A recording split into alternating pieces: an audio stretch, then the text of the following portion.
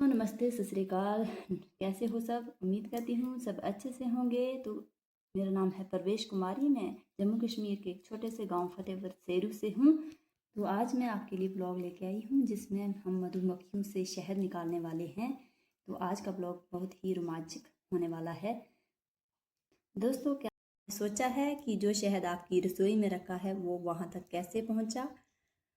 किसी खतरनाक छत्ते से लेकर कांच की बोतल तक का सफ़र किसी एडवेंचर से कम नहीं।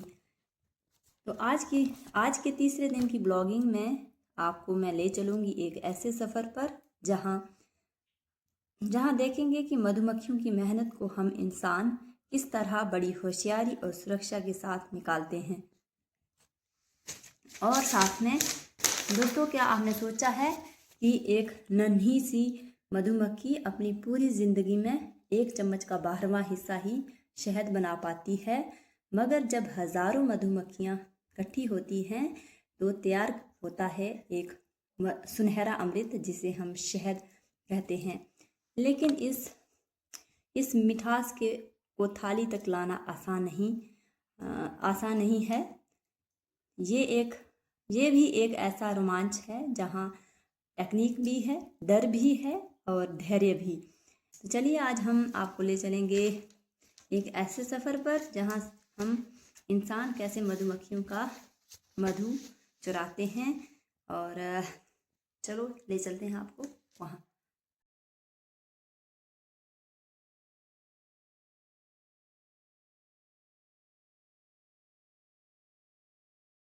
तो गाइस देखिए, सबसे पहले मैंने जला लिया है धूप, क्योंकि मधुमक्खियों को सबसे पहले धुएं के साथ भगाया जाता है। और ये देखिए, मैं चले गई हूँ छत पर और आज का मौसम बहुत ही सुहाना है, बहुत ही अच्छी धूप खिली हुई है।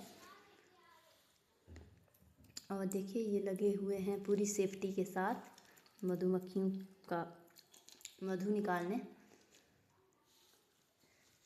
ये धुआं डाल रहे हैं ताकि मधुमक्खियाँ अपने नीचे अंदर छत्ते में छुप जाएं और हम उनके छत्तों को बाहर निकाल पाएँ। तो ये प्रक्रिया रहती है।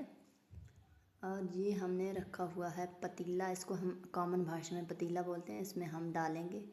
तो हमारे पास ज़्यादातर साइंटिफिक और वो टूल्स नहीं हैं, तो हम देसी ही जुगाड़ लगाते हैं। तो ये जाली जो इन्होंने लगाई हुई है सर को, ये भी हमने खुद ही बनाई हुई है। और ये जो हाथों को दस्ताने लगाए हुए हैं ये लाए हैं। तो साथ में वाइट सूट पहना हुआ है।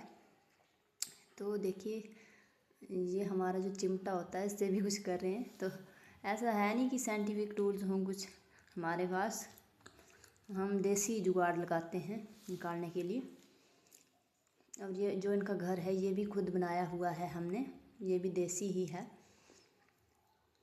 तो इसके बाद मैं थोड़ा सा नीचे चली गई थी, कुछ और लाने गई थी शायद मैं। तो ये देखिए अभी लगे हुए ही हैं, क्योंकि एक पेटी नहीं थी, इसकी 4-5 पेटियाँ थी तो वहाँ से निकालना था।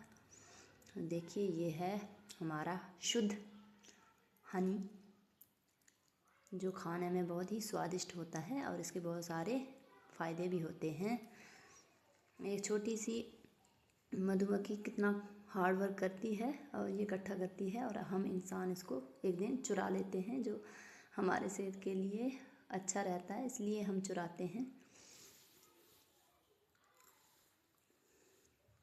ये कुछ इसमें से निकाल रहे हैं।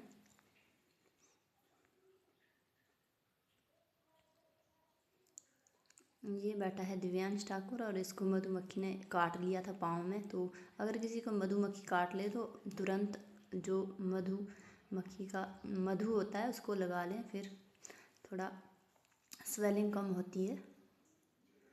हमने मधुमक्खियाँ पाल रखी हैं, इसलिए हमें थोड़ा आइडिया है कि क्या क्या करना है।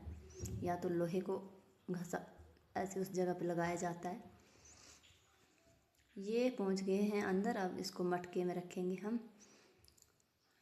अब इसको साफ़ करने की बारी आ गई है,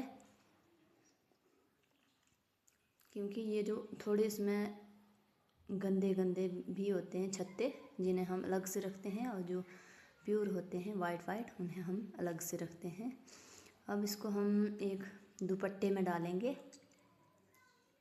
छन्नी में भी डालते हैं कुछ लोग, लेकिन छन्नी में बहुत ही समय लगता है, तो क्योंकि पहाड़ों में थोड़ी सर्दियाँ हैं ना, तो इसको हम दुपट्टे में डालेंगे और दुपट्टे को फिर मटके के ऊपर रख देंगे, जिससे ये, जिसको आग के पास रखेंगे थोड़ा गर्म जगह पे, जहाँ से ये थोड़ा थोड़ा निकलता रहेगा और ये फिर प्योर हो जाएगा।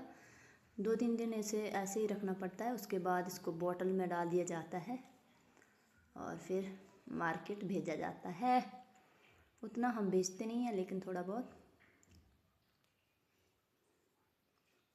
इसको निकालने के लिए भी मेहनत करनी पड़ती है, क्योंकि इनके हाथों को भी ना मधुमक्खियाँ 4-5 तो काट ही गई थी इतनी सेफ्टी के बाद भी।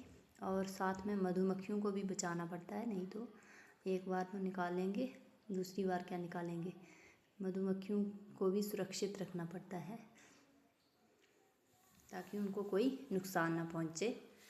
तो गाइस, आज का ब्लॉग इतना ही। कल मैं आपके लिए एक और नया ब्लॉग लेके आऊँगी। तब तक खुश रहिए, हंसते रहिए और सुरक्षित रहिए।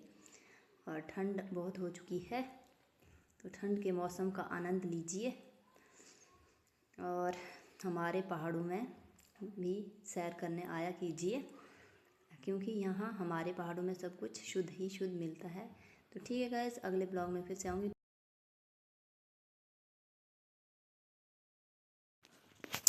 तब तक के लिए बाय बाय। तो मेरे चैनल को भी सब्सक्राइब कीजिए और मेरी सपोर्ट कीजिए।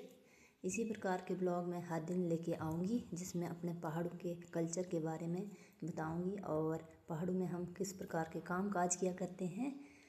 तो गाइस, प्लीज़ मेरे चैनल को सपोर्ट कीजिए और कमेंट भी ज़रूर